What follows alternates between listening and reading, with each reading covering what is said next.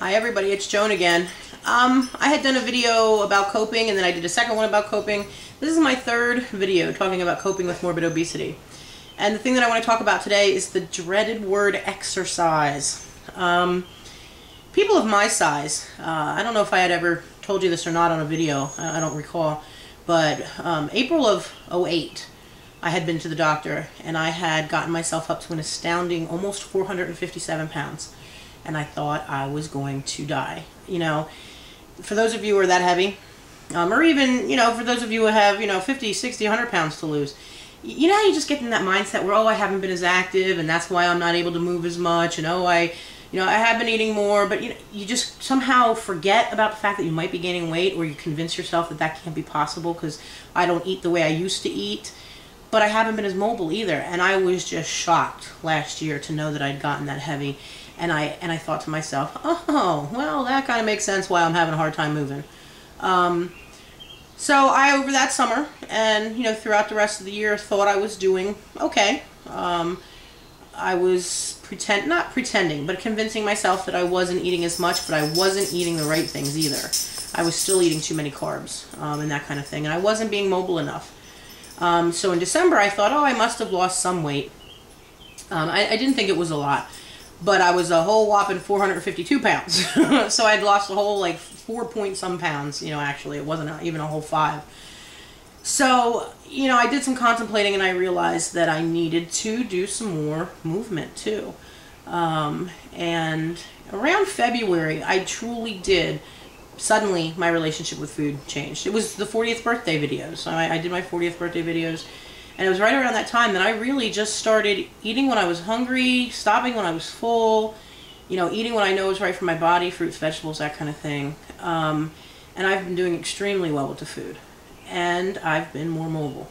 I had the issues with the sneakers, so for about a month and a half I wasn't walking very much.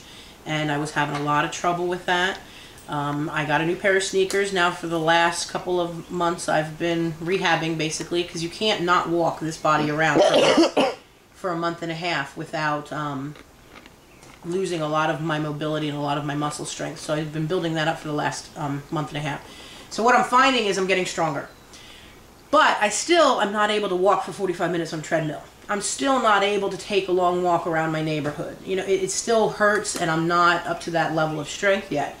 So for people my size, for people who are just getting into becoming fit again, they hate exercise and they want to do something, they just don't know what. Here are some of the things that I've been trying to do that are a little more fun. It doesn't seem as much like exercise, and then, then I'm actually being more active and don't realize it. One of my big issues is stairs. I have a real hard time going up and down stairs.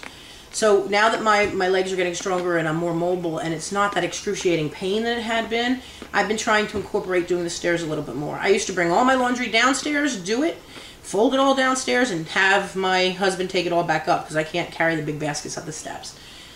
So I would make that trip once. So lately, I've been trying to do a load, fold it up, and maybe take the basket full of laundry myself because it's a smaller basket. I'm not filling a huge tall basket with laundry.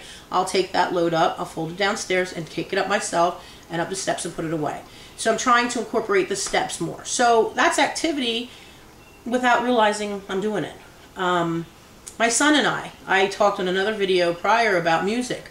I've been pulling out some of my old music, and my son, needs to be careful too about how he eats and being more mobile. So him and I have been dancing around some, in our room. And at this picnic we were at this weekend, my friend Holly was showing him how to do the two-step, and they were dancing around, and he wanted me to dance with him, and I did.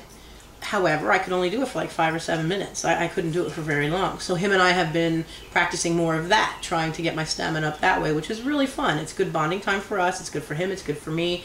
You don't even realize you're exercising because you're having fun to music that you just love and that you'd forgotten you loved. So, that works well. And I'm a big proponent for anybody, and especially people of larger size, 300, 400, 500 pounds, hydrotherapy. Water aerobics. Being in the water is incredibly healthy for larger people. That's kind of where I had gotten started. I don't know how much I'd gone into in other videos, but back in 95 to 96, I had done Richard Simmons' Deal a Meal. I lost 100 pounds. I got really fit. I was doing his exercise tapes as well. I still weighed like 275, but I was a lot more fit, a lot more healthy. A local fitness club was advertising that they needed instructors. And I called them and talked to them, and the ladies that owned the place said it's not what you look like, it's about your charisma, your ability to do the job, and that kind of thing. And I worked for them off and on for 9 years as a water aerobic instructor. And I was tough. You know, people, some of the new people coming in would look at me and say, that's the instructor. And all the people who knew me said, oh, she'll work your tail off. She's good. And water aerobics is incredible. And when I started working with them, the first class that I taught was called Hugs. They allowed me to develop the class, and they allowed me to name it. It was actually H period, U period, G period, S period. And it stood for helping you get started. And at the end of every class, I'd make everybody hug themselves. But it was really, really good. It was a deep water class, so you're suspended in the deep well. You're not having any impact whatsoever. Water therapy is great for your joints. It protects your joints, but it gives you so much resistance that you don't have, you know, working out in a gym or walking. So it's a really, really good workout. It's fun. It keeps you cool. You're not getting that all hot and sweaty. Although I could have people work up a sweat in the water, but I wouldn't do that to you in the beginning. But it does. It keeps you cool. The biggest hurdle that people have to get over is putting on a putting on a swimsuit. And what I recommend to people is if you can't find a swimsuit that fits, or you're not comfortable putting on a swimsuit, you know, the people that I worked for didn't care if you came in a shorts and t-shirt.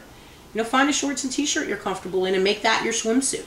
What they didn't like is if you're constantly washing it and that kind of thing, you need to set that aside, let it dry or whatever, like you would a normal swimsuit. But, you know, designate that as your pool clothing.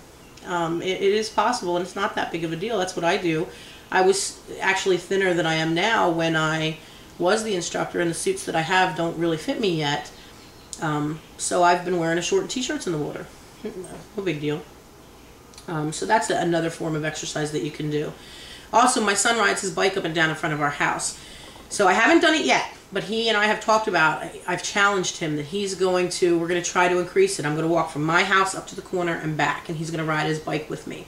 And we're going to see how many times he can ride his bike up and back while I'm walking up and back. So how, you know, if I walk up and back, how many times during that period can he ride his bike that way? So it's good exercise for him. It's a game that we're playing. It makes it fun.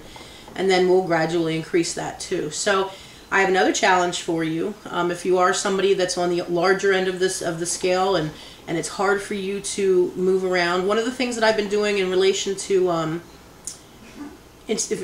housework is it's very hard for me to stand for long periods of time. And for a long time, I was sitting at the sink on a chair doing dishes, and I was sitting doing different things, you know, trying to get things done. So now I still have my chair there, but I try to get up more. I try to stay on my feet longer. I try to stand more, and I try to increase that time. So, you know, that's another way that you're not actually doing some kind of exercise motion, but it's still strengthening your legs. I sit sometimes and do isometric stuff where I'll suck in on my muscles. I mean, as you've all seen on all these exercise infomercials and whatnot, your core is the biggest, important, most, I don't know, whatever the word is I'm looking for, the most important part of your body in relation to endurance and physical fitness and maintaining some kind of strength, and that's where all your strength lies. And it's your butt, upper thighs, stomach muscles, and your back muscles. And so sometimes I'll just sit while I'm working at my desk on the computer, and I'll suck all that in, and I'll hold it, you know, for a count of 5 or 10. And then I'll release and do it again, and I'll do that for maybe 5 minutes. That is still building muscle strength in an isometric way, and you're not actually having to get up and get real hot and sweaty. It's ways you can build strength and ways that you can continue to increase your muscle power. So I'm just trying to think if there's any other things that I do to try to incorporate those things where you're not actually having to get up, get into a sweatsuit, go to the gym, walk on a treadmill, because some of us just can't do that at this point. And some of us don't really have the desire. I do have a membership at a place called Planet Fitness. If you are capable of going to a gym, they call themselves the Judgment Free Zone, and they are wonderful. I have never, when I've gone there, felt, I on occasion have gone, I've walked on the treadmill for a few minutes, and I've done some weight resistant stuff, but I've never in the times that I've been there have I felt judged, stared at. It's not your typical gym environment. And they actually will, you know, kick people out who are inappropriate in certain ways. They will ask them to leave. First, they will give them a few warnings, and then they may terminate their membership if necessary. So they're a good place if you have a Planet Fitness in the area. The place that's in our area, you know, the employees are wonderful. So, you know, that's a good place to go. If you have any thoughts, please give them to me. Let me know what you do for exercise that doesn't seem like exercise. And until then, until next time, I'll talk to you later and have a great day.